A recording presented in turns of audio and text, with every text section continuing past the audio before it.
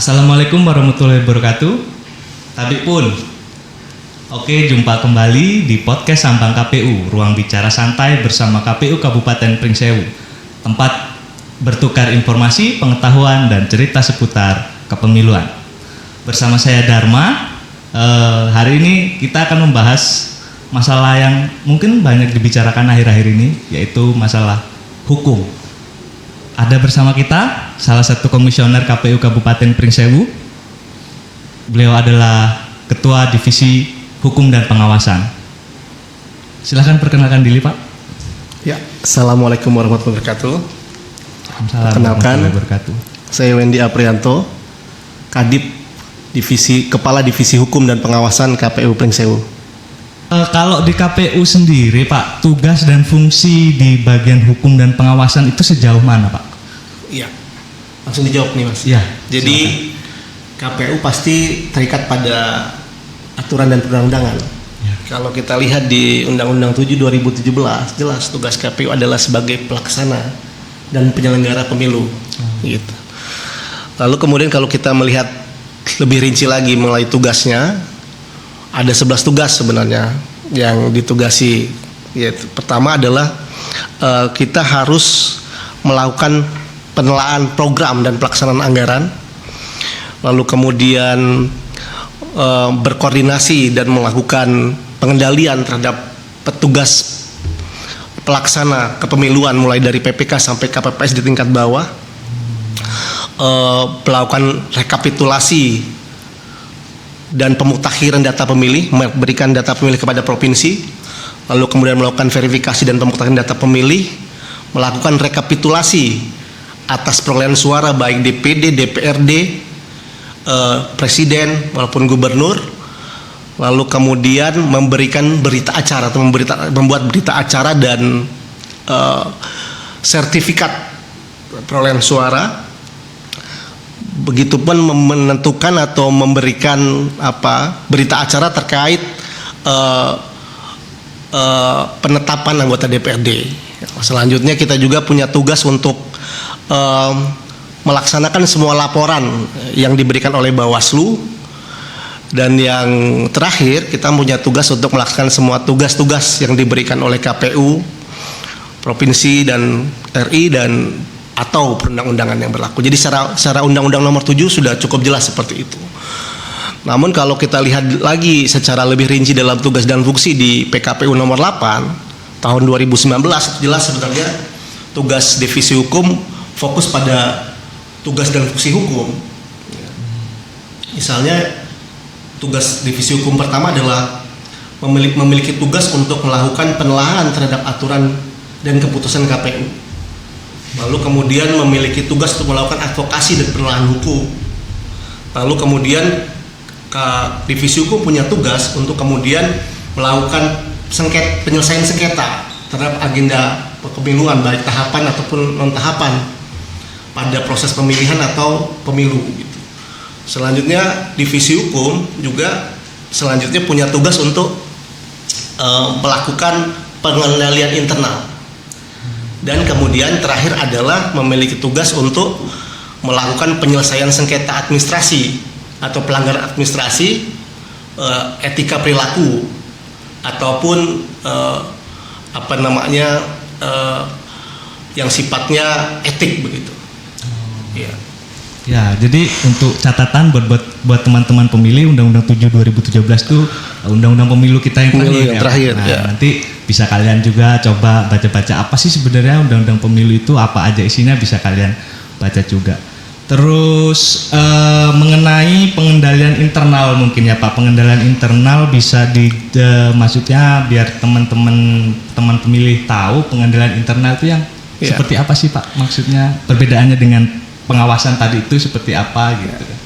Jadi memang kalau kita lihat Juknis 855 yang baru diterbitkan oleh KPU RI, divisi hukum menjadi leading sektor dalam proses pengendalian internal. Jadi pengendalian internal menurut PKPU itu terdiri dari beberapa aspek. Yang pertama terkait masalah sumber daya manusia, yang kedua efektivitas dan efisiensi dalam rangka mencapai tujuan organisasi, yang ketiga terkait pengelolaan BMN atau barang milik negara, yang terakhir terkait kepatutan terhadap peraturan perundang-undangan, ya, dan kemudian efisien dalam pelaksanaan keuangan yang diberikan seperti itu. Jadi ada 5 aspek kalau tidak salah seperti itu terkait pengendalian internal. Berarti masih masuk dalam aspek pengawasan itu tadi, Iya, ya Pak ya. iya. Gitu. Dan yang menariknya di sistem pengendalian internal di divisi hukum juga ditugasi untuk mengestimasi potensi fraud yang mungkin terjadi atau potensi error yang mungkin terjadi dengan membuat sistem pengendalian internal maturitas. Jadi kita menghitung kira-kira resiko-resiko apa yang mungkin terjadi pada saat sebelum tahapan seperti sekarang, hingga kemudian pasca tahapan dan setelah ketika pelaksanaan tahapan ataupun pasca tahapan, sehingga kemudian kita sudah mengestimasi resiko, ya kemudian kita bisa formulasikan dalam formulasi pengendalian internal itu nanti. Seperti itu. Iya. Ini mungkin menarik karena menyambung dari episode sebelumnya. Kalau teman-teman belum nonton bisa tonton di episode selanjutnya, di pembahasan bersama Pak Sulaiman. Beliau adalah di bidang teknis penyelenggara. Di sana sempat disinggung tentang gugatan di MK pada waktu itu. Yang mungkin bisa dipaparin juga tuh, karena tadi kan Pak Wendy berbicara tentang mitigasi resiko, Pak.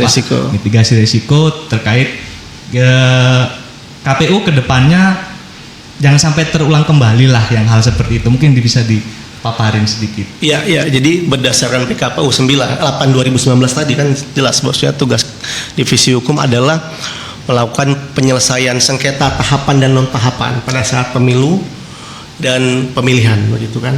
Jadi jelas tugas KPU divisi hukum itu melakukan pengawalan terhadap prosesnya sengketa. Mulai dari kemarin sudah kita lakukan, yang sudah kita lakukan pada saat sengketa di PCU kemarin, pada saat pilkada kemarin, ya mulai dari penunjukan penasihat hukum sampai kemudian proses litigasi di MK.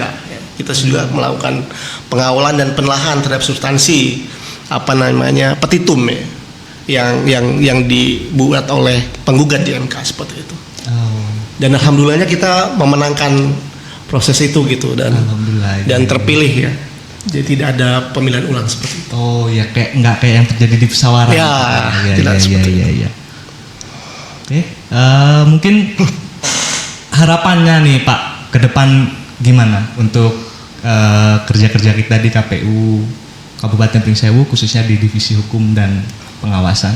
Ya, kita berharap sih KPU divisi hukum dan pengawasan bisa tetap menjadi leading sektor dalam proses pelaksanaan demokrasi yang profesional dan berkualitas gitu. Dan salah satu syaratnya adalah penegakan hukum. Ini salah satu syarat. Jadi memang penegakan hukum yang optimal baru akan, menurut pengamat sih, akan tercipta demokrasi yang substantif gitu kan. Nah, kita berharap divisi hukum dan pengawasan bisa terus memperoleh mendapatkan ruang untuk terus belajar dan kemudian mengupgrade kapasitas secara kelembagaan dan personal KPU Pringsewu atau divisi hukum agar kemudian siap untuk menghadapi setiap tahapan yang mungkin terjadi ke depan, dan bisa bisa melakukan mitigasi yang optimal atas resiko-resiko yang mungkin terjadi atas tahapan, atas resiko-resiko. Ya, itu jadi teman pemilih Pak Wendy selalu dalam divisi hukum selalu memikirkan mitigasi akan resiko-resiko yang kemungkinan terjadi. Mungkin itu salah satu tugas dari divisi hukum dan pengawasan. Terima kasih Pak Wendy atas waktunya. Sama-sama.